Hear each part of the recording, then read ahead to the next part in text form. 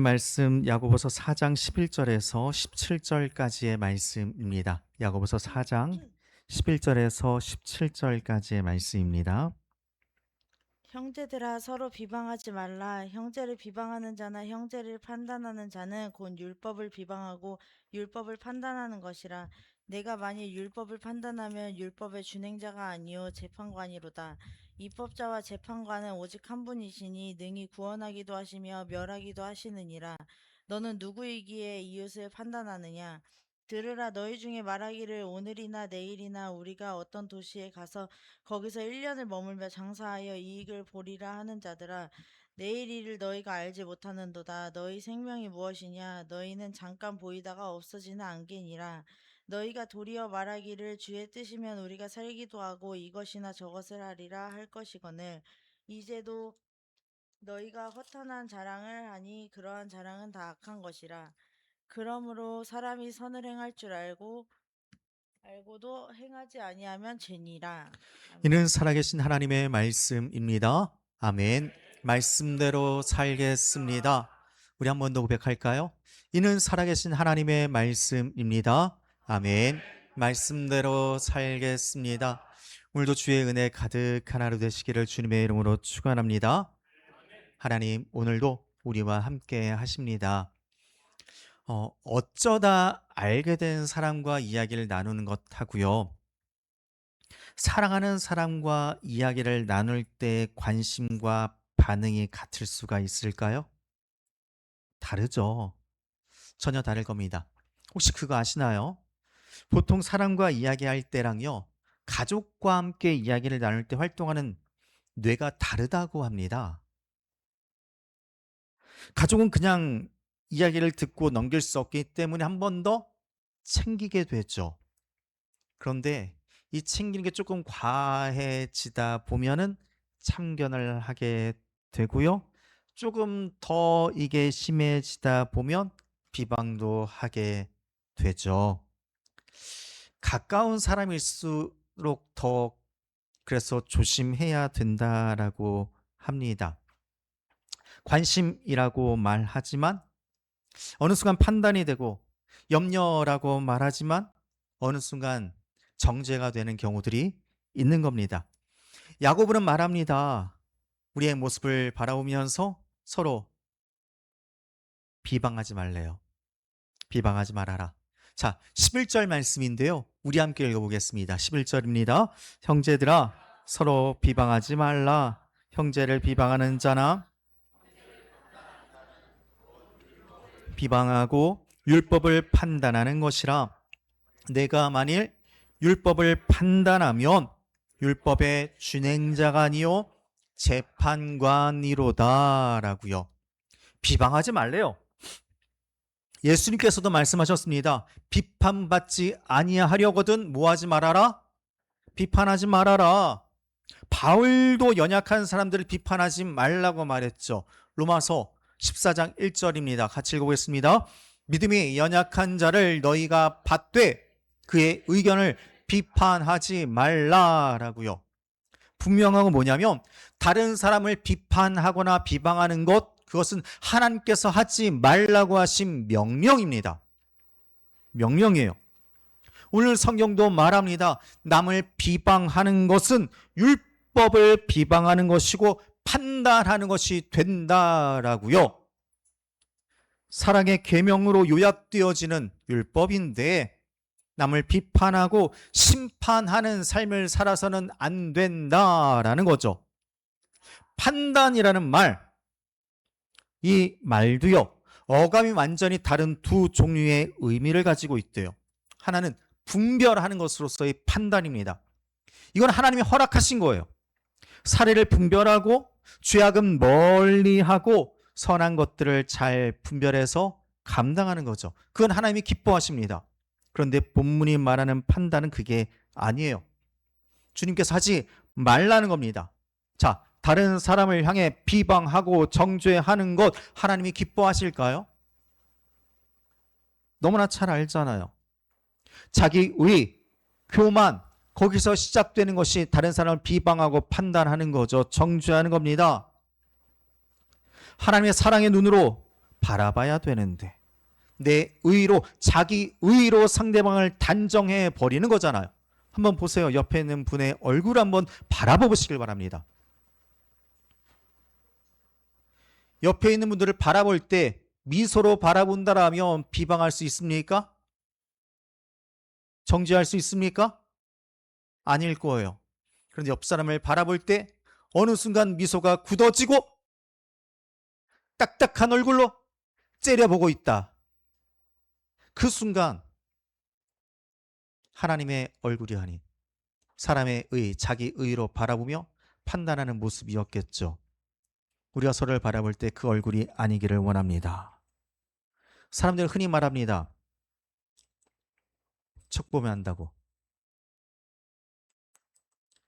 그러면서 말하죠. 하나를 보면 어떻게 하나를 보면 열을 알아요? 그런데 말합니다. 하나를 보면 열을 안다. 쉽게 단정해요. 판단합니다. 그런 모습.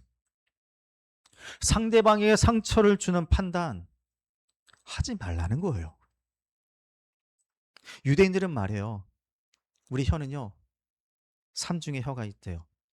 그게 무슨 말이냐면 비방하는 말은요. 세 사람을 죽인대요. 먼저 그 상대방을 죽이고요. 비방하는 말을 듣는 그 사람도 죽입니다. 그 둘만 죽이는 게 아니라 그 말을 전해 듣는 사람들까지 죽인대요. 그러니 비방하지 말라. 말의 무서움을 이야기하는 거예요. 기억하시기 바랍니다. 우리는 상대방을 세워줘야 합니다. 할렐루야. 세워주는 자가 되기를 원합니다. 교만한 마음으로 판단하고 분쟁을 일으키고 불화를 일으키는 싸움 만들지 않기를 바랍니다. 이렇게 말하면 누군가 또 오해해요. 누가 또 분쟁 일으켰나? 아니에요. 오늘 성경의 흐름대로 함께 나누는 거예요. 그런 일이 없기를 바라며 우리 공동체 안에서 그리고 우리의 삶 속에서 비판과 판단 내어 버릴 수 있기를 소망합니다. 관계를 세우는 말 해야죠. 공동체를 무너뜨리는 말 우리 입에서 나오지 않기를 소망합니다. 그래 사람은요 사실 그래요. 칭찬하는 게 좋아요? 비방하는 게 좋아요? 말은 그렇게 합니다. 우리 말은 칭찬하는 게 너무 좋다고 말해요. 근데 비방하는 말을 많이 합니까? 칭찬하는 말을 많이 합니까? 네? 이상하게 다른 사람 칭찬하는 말, 두세 사람이 모여서 누군가를 칭찬하는 말을 하기보다는 이상하게 누군가를 격려하는 말을 하면 너무나 좋겠는데 이상하게 말이 계속 다른 사람을 비방하는 말로 흘러갈 때가 많이 있죠. 있어요. 그래서 우리말에 그런 말을 합니다. 없는 자리에서는 나라님도 욕한다. 남의 말 하는 걸 들으면 그 말이 끝나기도 전에 그냥 참질 못하고 맞장구를 쳐요. 맞아, 맞아. 그래, 걔가 좀. 뭐 이게 스트레스를 좀 풀 수 있는 효과는 있다고 하십니다. 재밌는 건 사실이에요. 다른 사람 말하고 판단하는 거 좋아하면서 그런데 누군가가 내 말을 그렇게 했다라고 말하면 흥분합니다. 못 참나요? 내 얘기를 다른 사람이 했다고 기분 나빠하죠. 그럼 나는 누군가의 말하면서 그게 바로 우리예요. 그러니 성경은 말하는 겁니다. 다른 사람 판단하지 말아라. 다른 사람 판단하지 말아라. 뭐 우리 교회 성도님들은 만나면 교회 자랑하고 목사님 자랑하시겠지만 어제도 너무나 행복한 말을 들었어요. 제가 없는 자리에서 저를 너무나 칭찬하시는 한 분을 누가 만났다고 저에게 이야기를 해주시는데 그런 이야기는 해주셔도 됩니다. 그런데요. 여러분 너무 알겠지만 이 성경이 말하는 비방하다라는 단어의 뜻이요. 그런 뜻을 가지고 있어요. 두 단어가 합해진 말입니다. 아래로라는 말하고요. 말하다라는 말이 합쳐진 거예요. 아래로 말하는 게 비방입니다. 자, 아래로 말한다는 게 어떤 의미일까요? 마치 그런 거예요. 저처럼 지금 높은 단상에서 아래를 쳐다보면서 말하는 것. 나는 같은 레벨이 아니야. 나는 위에 있어. 그러니까 아래를 보며 말하는 것. 그게 비방이라는 단어의 뜻이에요. 상대방보다 내가 위에 있다고 착각하면서 상대방을 깔보며 이야기하는 것. 그게 비방이에요. 마치 자기가 하나님이라고 된 것처럼 높아진 마음으로 말하는 게 비방입니다. 그러니까 그게 교만한 거죠. 결국 비방은요, 이 입의 문제가 아닙니다. 이 마음의 높아짐의 문제예요. 그래서 12절이 말하는 겁니다. 12절 말씀 이렇게 말합니다. 질습니다. 입법자와 재판관은 오직 한 분이시니 능히 구원하기도 하시며 멸하기도 하시느니라. 너는 누구이기에 이웃을 판단하느냐라고요. 내가 누군데 감히 이웃을 판단하느냐? 판단하시는 분 누구다? 하나님 한 분밖에 없다. 그런데 사람이 스스로를 어떻게 생각하기에 스스로 판단하며 이야기하느냐? 언제나 우리는 겸손한 자가 되어져야 하는데 그러지 못하기 때문에 주의하고 주의해야 한다. 하나님이 기뻐하시는 것이 무엇일까 한번 생각해 보자. 우리는 너무나 잘 알고 있는 거예요. 그러니 아는 걸 어떻게 해야 된다? 실천하자는 겁니다. 다른 사람 비방하지 말고 칭찬하고 격려하는 자가 되자고요. 심판과 판단은 누가 하신다? 하나님이 하실 것이다. 그러니 내가 움켜쥐려고 내가 하려 하지 말아라. 나는 높이는 자가 되면 된다. 자, 해밍웨이의 노인과 바다라는 소설이 있습니다. 제가 한번 짧게 요약해 볼까요? 한 늙은 농부가 약 석 달 동안 고기를 잡으러 나갔다 들어오는데 한 마리도 잡지 못하는 거예요. 그래서 마지막으로 먼 바다까지 나가서 물고기를 잡다가 거대한 물고기를 만나게 됩니다. 그 물고기를 잡기 위해 사투를 벌이죠. 그러다 끝내 그 물고기를 잡게 됩니다. 작살로 찍어서 배에 매달고 끌고 오는데요. 얼마 후에 그 고기를 작살로 찍었으니 피냄새가 나기 시작합니다. 그래서 상어떼가 오기 시작하죠. 노인은 그 물고기를 지키기 위해 또다시 사투를 벌여요. 그러다 상어들 몇 마리를 죽인 했지만 항구에 돌아와 보니 물고기는 다 뜯겨 나갔고 머리와 뼈만 남았다라는 이야기. 노인과 바다.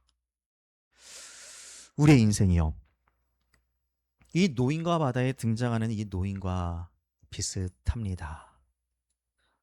망망대해에 나가서 물고기를 찾았어요.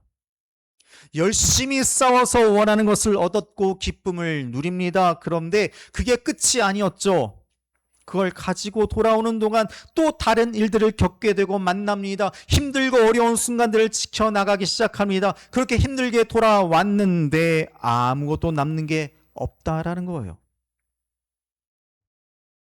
노인이 실패했기 때문에 허무한 게 아니었습니다. 아무리 애써도 인간은요, 자신의 미래를 붙잡을 수 없다라는 사실을 보여주는 거죠. 그게 이 땅을 살아가는 우리의 삶의 모습이에요. 그래서 13절 14절을 말하는 겁니다. 같이 읽어볼까요? 들으라, 너희 중에 말하기를 오늘이나 내일이나 우리가 어떠한 도시에 가서 거기서 1년을 머물며 장사하여 이익을 보리라 하는 자들아, 내일 일을 너희가 알지 못하는도다. 너희 생명이 무엇이냐? 너희는 잠깐 보이다가 없어지는 안개니라. 나름대로 정말 열심히 살아갑니다. 다른 사람들도 인정해주고 그렇게 인정받는 삶을 살았다 할지라도요, 그게 하나님이 기뻐하시는 뜻에 머무르지 않는다라면 인생은 잠깐 머물다마는 안개와 같다. 마치 누가복음에 나오는 그 어리석은 부자처럼 말이죠. 마치 자기가 생명의 주인인 양 행동하는 겁니다. 내일 일은 알지도 못하면서 교만하여 남을 비방하고 판단하는 자가 아니라 자신을 그러니 겸손히 낮추고 하나님을 바라보며 그의 뜻에 따라 살아가는 자가 되어져야 한다. 오늘 성경은 이야기하는 거죠. 지난주 우리는 맥주 감사주의를 보냈습니다. 감사의 제목을 적어달라고 했죠. 너무나 감사했어요. 실제로 많은 분들이 기도의 제목을 적어서 하나님 앞에 봉헌했습니다. 저는 그 기도의 제목들 하나님께서 기쁘게 받아주실 줄로 믿습니다. 이미 받으신 줄로 믿습니다. 지난 시간을 바라보며 감사의 뜻이 이제는 남은 2026년을 기대하며 바라는 게 또 있을 텐데요. 어떤가요?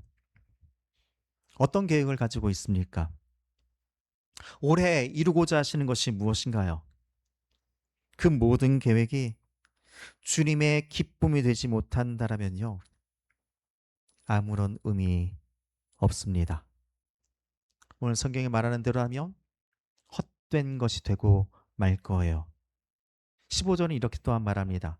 너희가 도리어 말하기를 주의 뜻이면 우리가 살기도 하고 이것이나 저것을 하리라 할 것 이거늘. 이 말은 너희가 뭔가를 하겠다고 말하는 삶을 살지 말고 주님의 뜻이라면 내가 이렇게 살기도 하고 저런 일도 할 것이라고 말하며 살라는 거예요. 이 말씀을 읽으면 너무나 잘 아는 말씀이 떠올랐습니다. 살아도 주를 위해, 죽어도 주를 위하여 죽나니 사나 죽으나 우리는 누구의 것이다? 주의 것이로다. 우리는 주의 것이로다. 바로 그거예요. 예수를 믿는다라는 것, 그건 다른 것이 아니라 내가 죽고 주님이 사는 삶이잖아요. 예수로 살아가는 삶이잖아요. 결국 내 계획을 주님께 맡긴다라는 건요, 내 뜻대로가 아니라 주님이 내 삶의 중심이 된다라는 걸 인정하고 하나님의 뜻대로 이루어 주실 것을 믿으며 걸어가는 삶이잖아요. 하나님께서 인도하실 것을 믿기 때문에 담대하게 나아가는 삶이잖아요. 그래서 주의 말씀에 순종하며 걸어가는 겁니다. 날마다 우리가 함께 부르는 찬양이 있습니다. 내가 그리스도와 함께 십자가에 못 박혔나니 그런즉 이젠 내가 산 것 아니요 오직 내 안에 예수께서 사신 것이라. 이제 내가 육체 가운데 사는 것은 나를 사랑하사 자기 몸을 버리신 예수를 위해 사는 것이라. 주님과 함께 옛사람을 죽습니다.